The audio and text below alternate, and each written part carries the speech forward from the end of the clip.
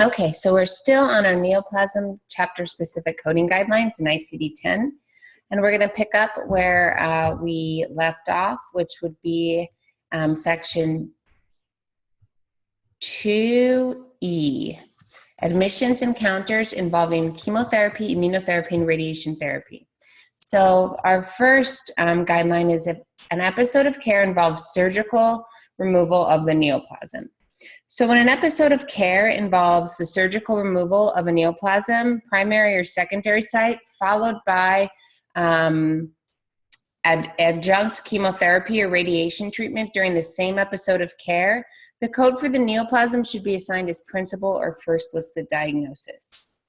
And 2, patient admission encounter solely for administration of chemotherapy, immunotherapy, and or radiation therapy. If the patient admission or encounter is solely for the administration of chemo, immunotherapy, or radiation, we assign that Z51.0 code encounter for anti-neoplastic radiation therapy, or Z51.11 encounter for anti-neoplastic chemotherapy, or Z51.12 encounter for anti-neoplastic immunotherapy as the first listed or the principal diagnosis. So if a patient receives more than one of these therapies during the same admission, or more than one of these codes may be assigned in any sequence.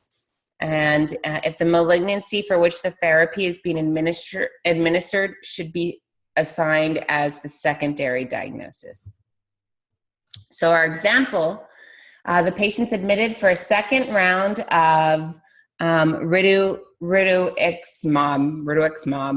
and fludarabine for his chronic B cell lymphocytic leukemia. Now that's a mouthful.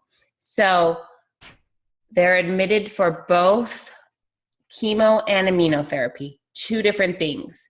And Z51.11 encounter for anti-neoplastic chemotherapy is coded.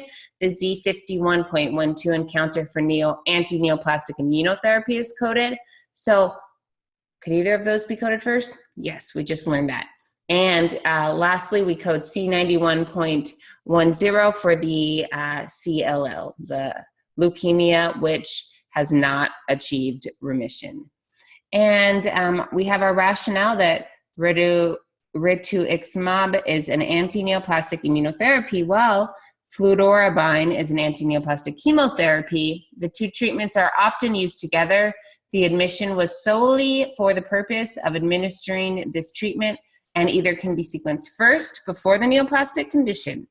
So we just learned that if a patient is admitted or has an encounter for chemo, radiation, or immunotherapy, or a combination of those 3, then either one of them can be coded as the first principal diagnosis, but one of them has to be, and then the cancer or the leukemia is coded secondary.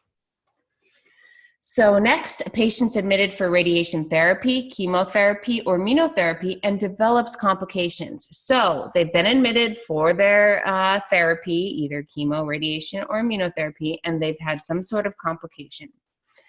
When a patient's admitted for one of those reasons and develops complications like nausea or vomiting or dehydration, the principal or first listed diagnosis is still the encounter for the type of therapy they're receiving, followed by any codes for complications. So we code either the encounter for chemo, radiation, or immunotherapy first, and then any codes for the symptoms for those, the complications, definitely not the symptoms, the complications arising from that treatment following that. So admission encounter to determine extent of malignancy. So when we have an admission or encounter and the reason is to determine the extent of a malignancy, or for a procedure like paracentesis or thoracentesis, the primary malignancy or appropriate metastatic site is designated as the principal or first listed diagnosis, even though the chemo or radiotherapy is administered. So an example of this is if a patient with left lung cancer with malignant pleural effusion is admitted for paracentesis, and initiation administration of chemotherapy, we would code the neoplasm of the left bronchus or lung first, the C34.92, followed by our malignant pleural effusion, J91.0, and our encounter for chemo as last, Z51.11. And so why? Well, the lung cancer is sequenced before the chemo in this example because the paracentesis for the malignant effusion is also being performed. So an instructional note under the malignant effusion instructs us that the lung cancer must be sequenced first. So let's go over and look up code J91.0 in our ICD-10 book so we can see that instructional note, right?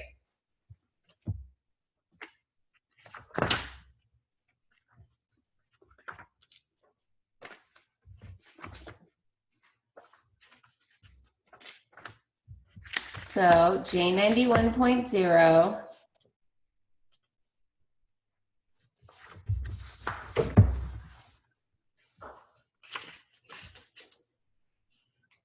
So we see here J91.0 malignant pleural effusion. So a couple things about this code, right?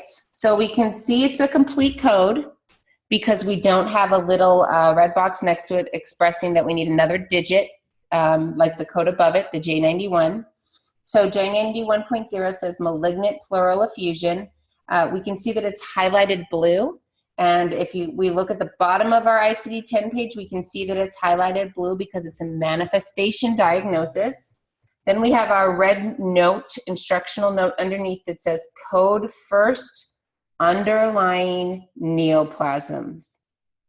So that's what this example is referring to in its rationale.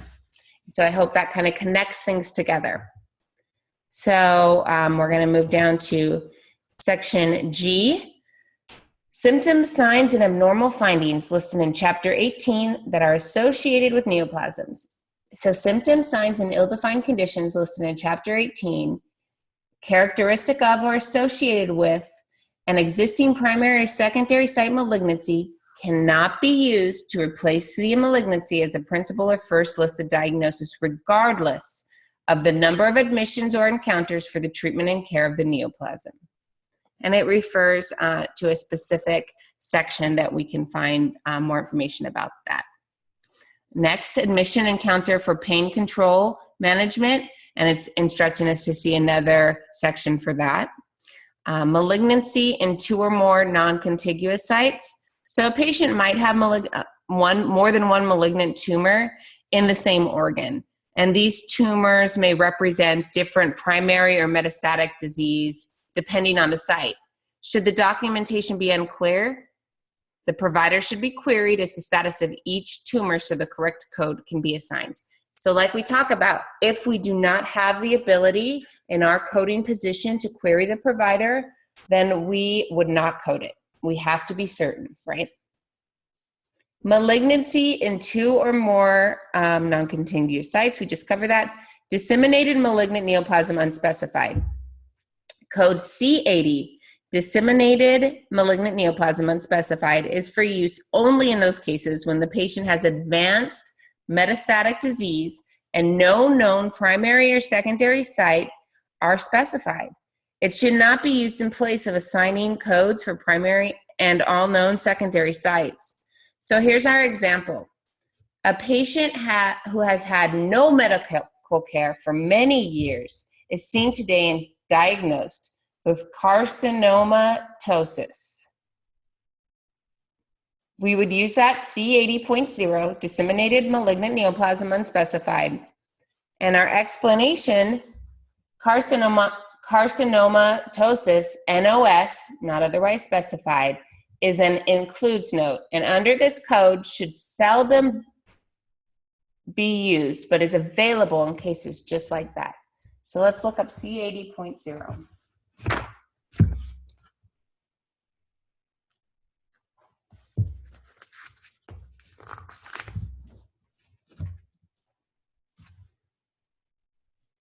Okay, so C80.0 in our ICD-10 book, malignant neoplasm without specification of site, excludes 1.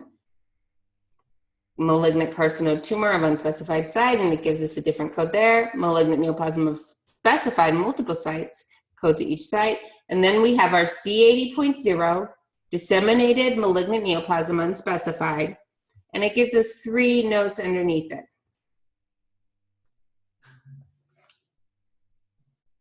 So we can see it's basically an unspecified cancer code that should be used only when there's no other information for us and we are forced to use it. Because like we've talked about before in ICD-10, it's all about the specificity. Okay, so let's see. We have malignant neoplasm without specification of site. Code C80.1, malignant neoplasm unspecified equates to cancer unspecified.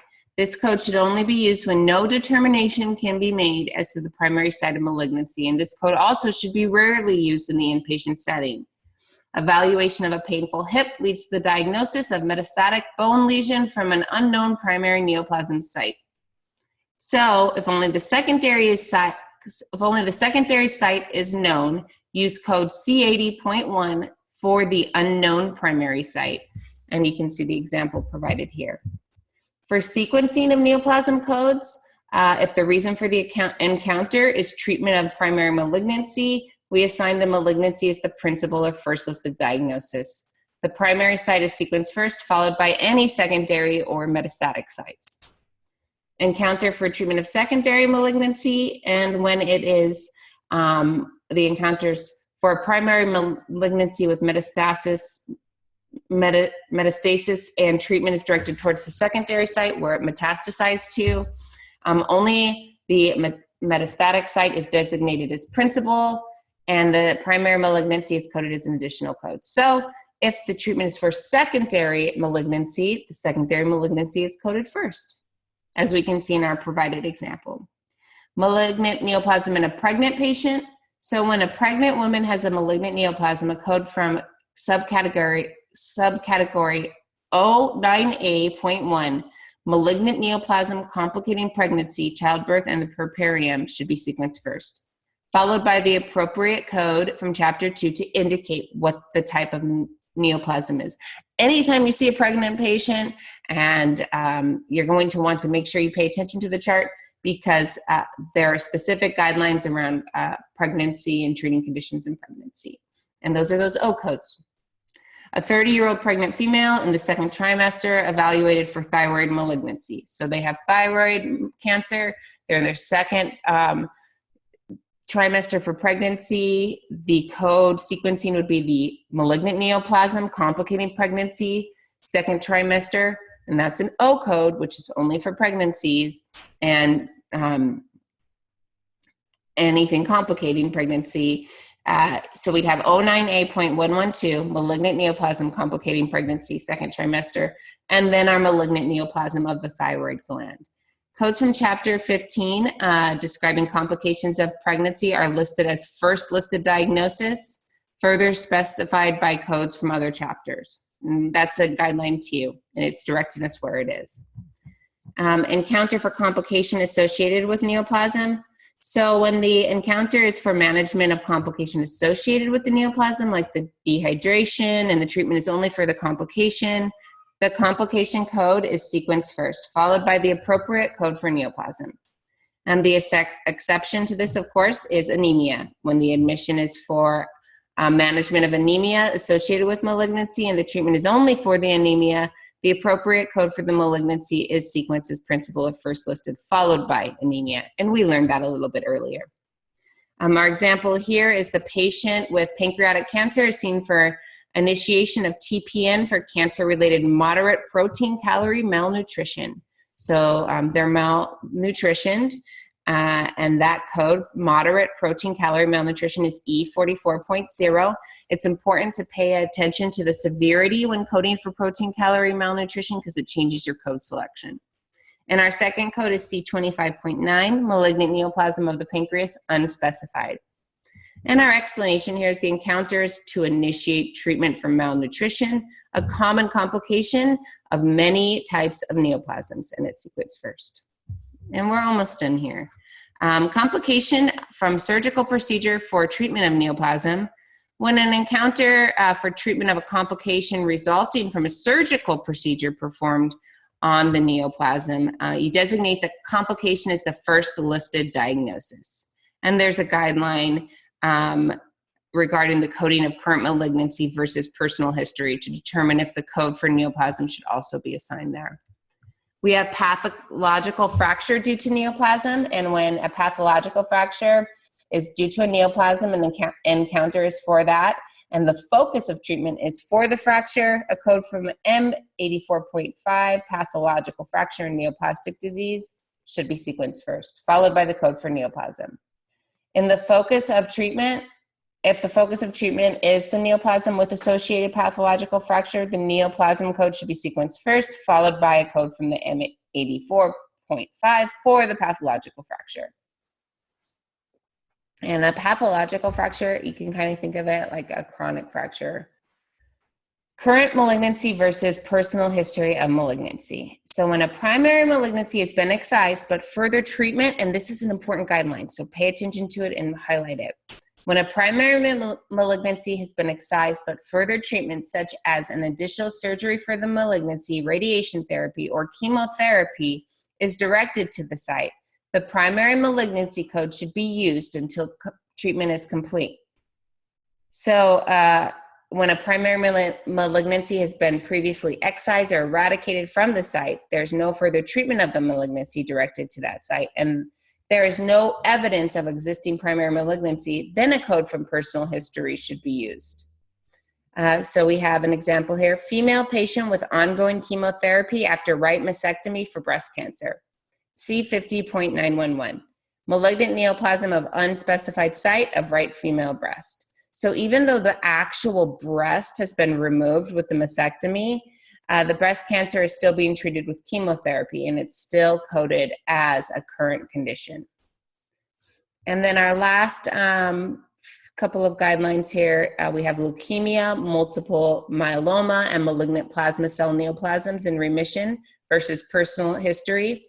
So the categories for leukemia in category C90, multiple myeloma, and malignant plasma cell neoplasms have codes indicating whether or not leukemia has achieved remission.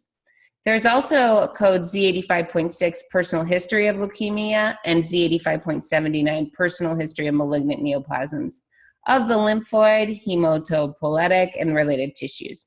If the documentation is unclear as to whether the leukemia has actually achieved remission, that's a situation where you would query the provider.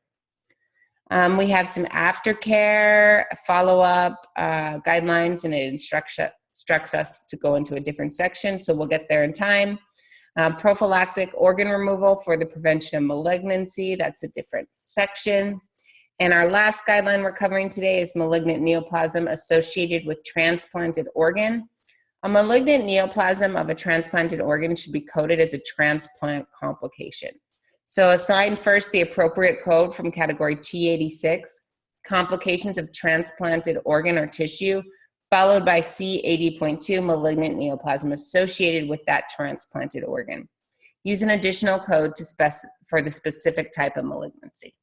So these neoplasm guidelines, are pretty common. There's definitely going to be some questions about them on the exam, so just make sure you know where this section is and where these guidelines are so you can reference them during your exam. Thank you.